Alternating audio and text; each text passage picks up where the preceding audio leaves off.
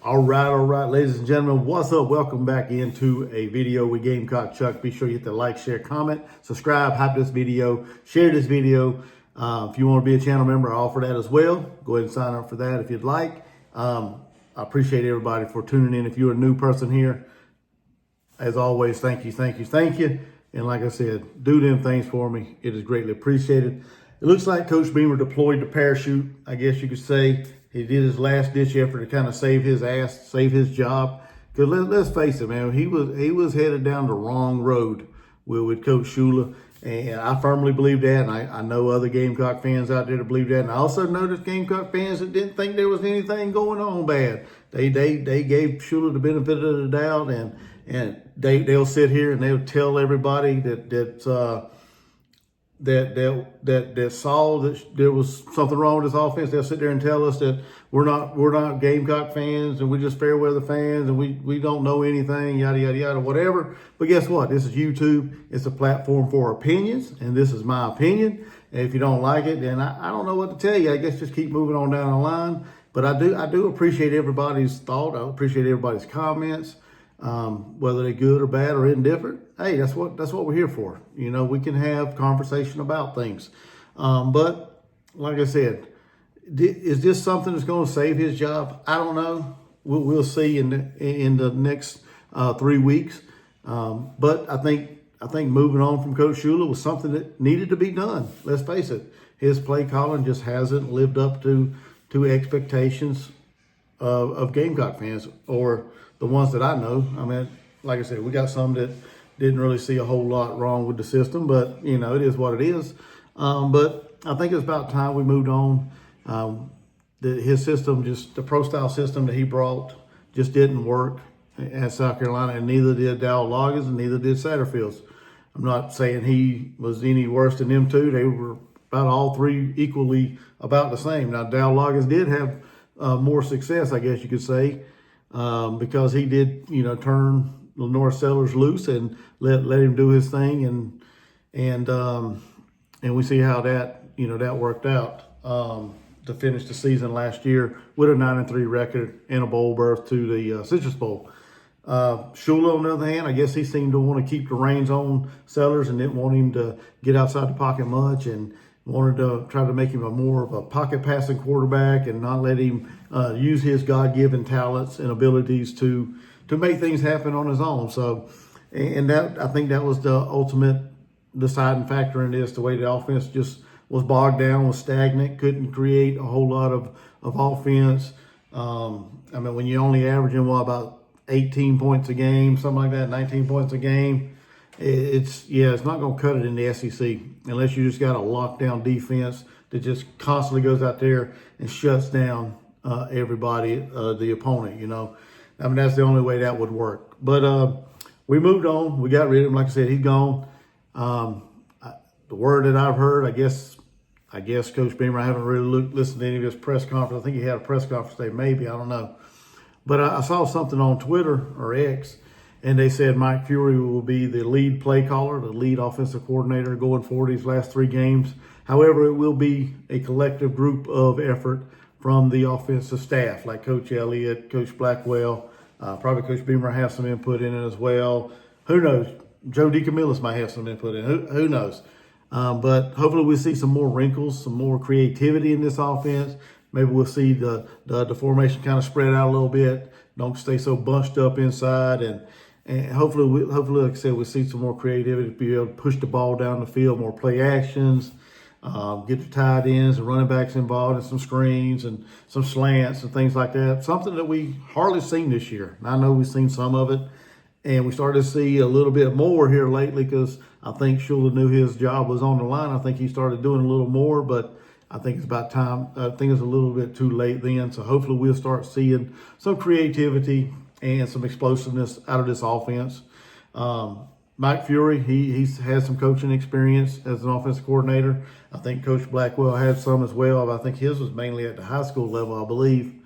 But I mean, we got some guys on staff. Coach Elliott, he's had some offensive coordinator experience as well. So we got some guys between Coach Elliott, Coach Fury, Shane Beamer's input. hopefully we'll see a little more creativity and a little more explosiveness in this offense, and we'll see a difference. Will it be a drastic difference? No, it's probably going to be a subtle difference. You probably won't even be able to notice a whole lot unless they just go off cuff and just go back to the Spurrier days, just trying to sling the ball all over the field. So who knows? But I'm ready to see what it looks like and see how we finish up the season. We're 3-6. We got 3 games left.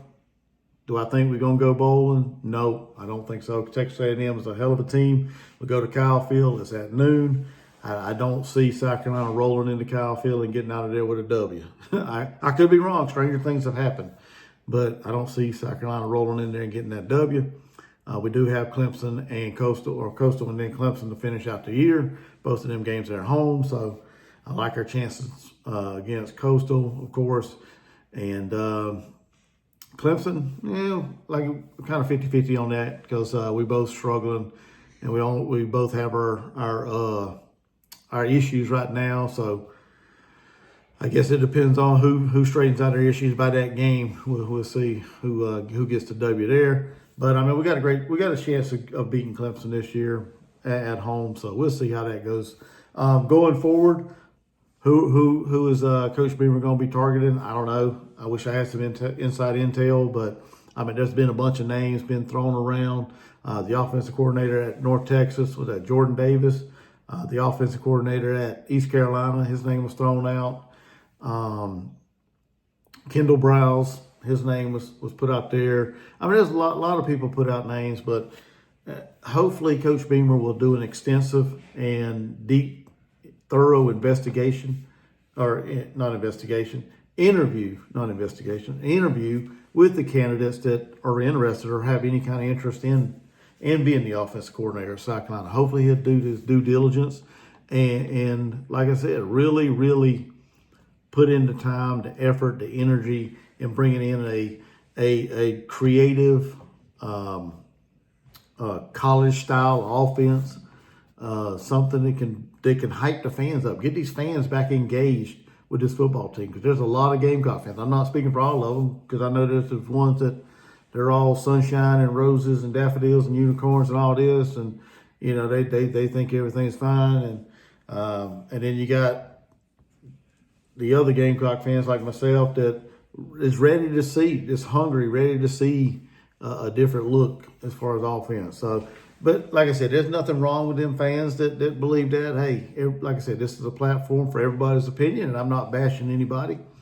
I'm just saying I'm ready to see something creative, something new, something to be excited about when it comes to the offensive side of the ball for the Gamecocks. Because honestly, I want to see Beamer succeed, but if this hire is not the hire, I feel like this could be the end of the line for him. His leash on being the coach at South Carolina is going to be real short, and his seat's going to be super damn hot. So that's just my take on it. And like I said, I got no inside intel. This is just my opinions, my thoughts. So, but like I said, this hire is going to have to be a home run hire. I don't want to see him hire anybody within the organization that's already on staff. I don't want any of them being promoted. I want to see a new, younger, creative mind. Like I said, somebody's got some experience, of course, not just a brand new guy. Because that's what we did with Beamer. He's never been a head coach. Went out and hired him, and we're kind of struggling with that. So I think he needs to surround himself with a good, solid, experienced, creative, young offensive coordinator that's wanting to be explosive, wanting to stretch the field, wanting to get the ball down the field. So I think that's what we need to be looking for there. That's just my thoughts on it. That's my 2 cents on it. So I appreciate hearing anybody's opinion. Make sure you hit that like, share, subscribe if you're new. Share this video, hype this video. And if you want to join the channel, I have a membership for the channel. It's right down there. I think it's a join button. So I really appreciate it if you would. Also, that's going to do it for this video. like I said, do all them things. And we got a women's basketball game on Friday. I'll be doing my live stream reaction like I did the other night for the opener. I will be here doing that with the Bowling Green basketball game with the ladies, with Coach Daly and the ladies. So y'all come hang out with me then. I appreciate everybody for your time, and y'all have a good one.